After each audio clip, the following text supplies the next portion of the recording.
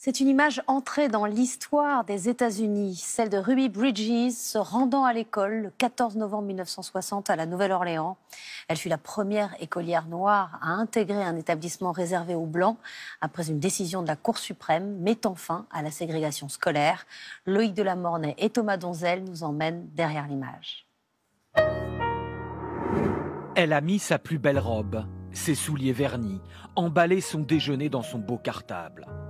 Les symboles bien innocents d'une petite écolière de 6 ans, pourtant protégée par ces grands hommes sérieux, des agents fédéraux qui font rempart autour d'elle. En ce 14 novembre 1960, Ruby Bridges entre au CP à l'école élémentaire William Frantz de la Nouvelle-Orléans.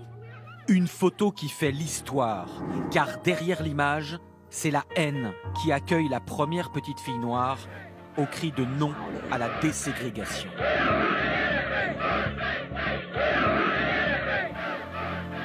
On m'a appelé l'enfant icône des droits civiques. Je dis souvent que ce qui m'a protégée, c'était l'innocence de l'enfance. De ne pas vraiment comprendre que toute cette haine était dirigée contre moi. Moi, je dis aux parents, retirez vos enfants de cette école. Nous sommes des Blancs. Ici, on ne veut pas de nègres. Cette Amérique-là est furieuse, car la Cour suprême vient d'établir que la ségrégation dans les écoles publiques est désormais inconstitutionnelle. Récalcitrantes, les écoles de la Nouvelle-Orléans imposent des tests très difficiles aux écoliers noirs qui veulent rejoindre des écoles blanches. La petite Ruby Bridges est l'une des seules à les réussir. Mes parents ne m'ont rien dit, juste « tu vas dans une nouvelle école aujourd'hui et tu as intérêt à être bien sage ».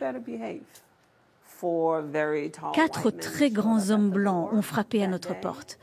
Je les ai entendus dire à ma mère « Nous sommes des US Marshals. Nous avons été envoyés par le président des États-Unis pour vous escorter à l'école avec votre fille. » Rétrospectivement, Ruby Bridges mesure le courage qu'il a fallu à ses parents ce jour-là. Dans ce sud hautement raciste, l'envoyer dans une école blanche lui faisait courir un grand risque, malgré la présence des agents fédéraux. Ils nous ont expliqué, on va sortir de la voiture, on va faire bouclier autour de vous. Vous allez marcher tout droit sans vous retourner. La foule avait amené un mini-cercueil avec une poupée noire dedans. C'est ce qui m'a le plus effrayée. Ils criaient « On va t'empoisonner, on va te pendre ». Et j'ai cru que c'était Mardi Gras, car chaque année à la Nouvelle-Orléans, il y a une parade avec des gens qui crient et qui agitent les mains. La petite fille est escortée jusqu'à Barbara Henry. C'est la seule qui a accepté d'être sa professeure.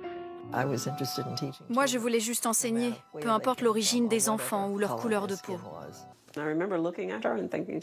Je me rappelle l'avoir regardée et penser « Mais elle est blanche, elle ressemble exactement aux gens qui crient dehors. » Donc je n'étais pas sûre de savoir comment l'accepter.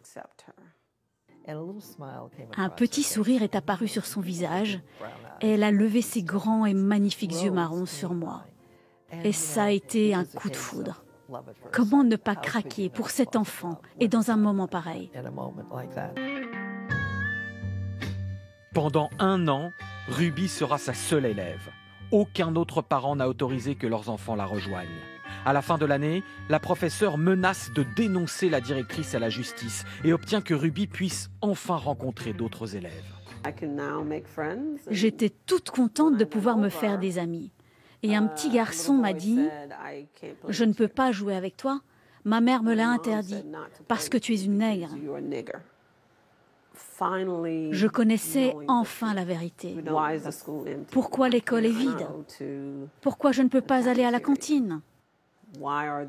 Pourquoi il y a ces hommes qui surveillent la porte de la classe? Pourquoi je ne peux pas jouer dans la cour? Il avait répondu à toutes ces questions parce que tu es une nègre. Heureusement, la haine finira par s'estomper un peu les années suivantes. Des décennies plus tard, Ruby Bridges deviendra agente de voyage et retrouvera l'un des agents fédéraux qui l'avait protégée. Elle a fait tout ce qu'on lui demandait. Elle était très bien élevée. Et on pouvait sentir qu'elle avait une sacrée force de caractère.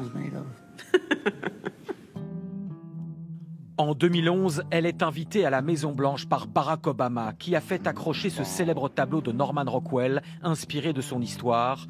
Le président aura ces mots : « Si je suis là aujourd'hui, c'est grâce à vous. »